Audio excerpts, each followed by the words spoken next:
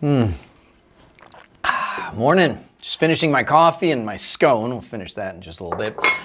Curious if you want to know about the difference between OneDrive and SharePoint and that mysterious OneDrive for Business that floats out there somewhere.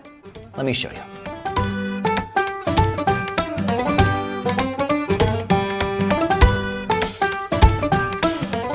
Now, to understand the difference between OneDrive and SharePoint and appreciate why Microsoft took this approach, you have to understand a little bit about where we came from. Let me just go down here real quick. OneDrive and SharePoint are both ways of accessing cloud resources. What's the cloud? Something that's not here, right? It's stored on a server somewhere else. But back in the day, it wasn't that way. We used to have, and probably still have in many cases, servers that exist inside of your office, right? And that's where shared drives and personal drives are stored. Remember this, where you would have your computer, and you probably still have this in many cases, where you have your computer that's connected to the network, and your IT folks would say, hey, don't store it on, your desktop or my documents or in your downloads or on your C drive, right? Because it could be lost there. It's not backed up. Store it on, a lot of them would use your U drive or put it on the shared drive and things like that. And that's what Microsoft was migrating from when they created this OneDrive and SharePoint environment. So the idea was OneDrive would be the replacement for the U drive. So instead of having it stored on a server, right, you would put it on OneDrive, which is really just a folder sitting on your computer, and that OneDrive would automatically replicate up to the cloud, right? To where now it's stored in a place that's not here, on a server far, far away, backed up, replicated, all kinds of things. This is your personal cloud storage. As a matter of fact, anybody can sign up for OneDrive. They get their 5 gigabytes free. But if you sign up for a Microsoft 365 plan and you get a license, you get up to 1 terabyte, at least as I'm talking to you right now, 1 terabyte of storage for just your personal storage. Now that is a boatload of storage, far more than typically a computer's hard drive will be in today's world. So the beauty is once you get it into OneDrive, you can access it from anywhere on any device. They have OneDrive clients for Android, for iPhone, for Mac, for PC. They even have a web client where if you are on some Linux device or some miscellaneous device and you don't have that client, you can pull it up in a web browser and get to your content from there. So it's accessible from anywhere on any device, and you can share with anyone, typically, unless your organization restricts you from doing so, which they can, but most of them don't, because this is usually your personal storage. So you have the ability, matter of fact, let me show you.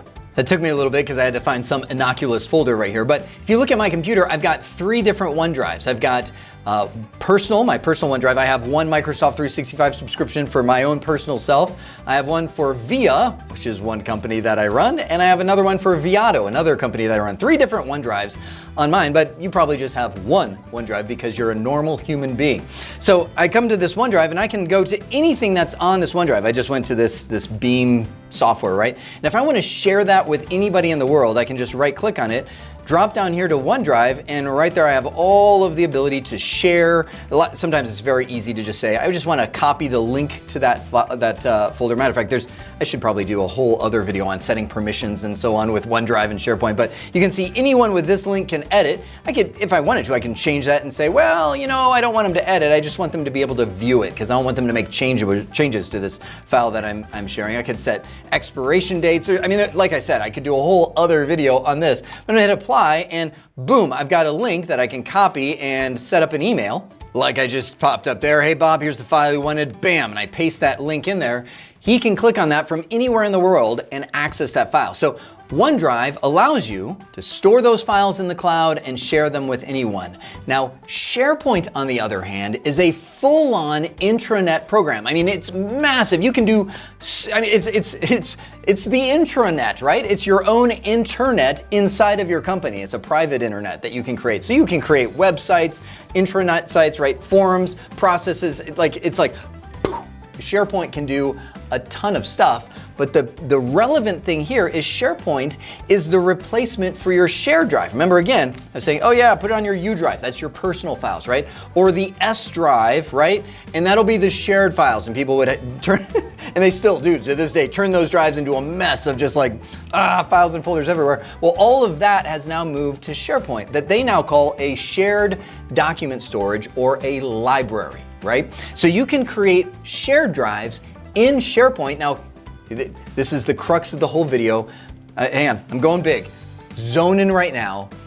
The key and what caused all the confusion is you can map drives or access SharePoint stuff using OneDrive, but then they call it OneDrive for Business.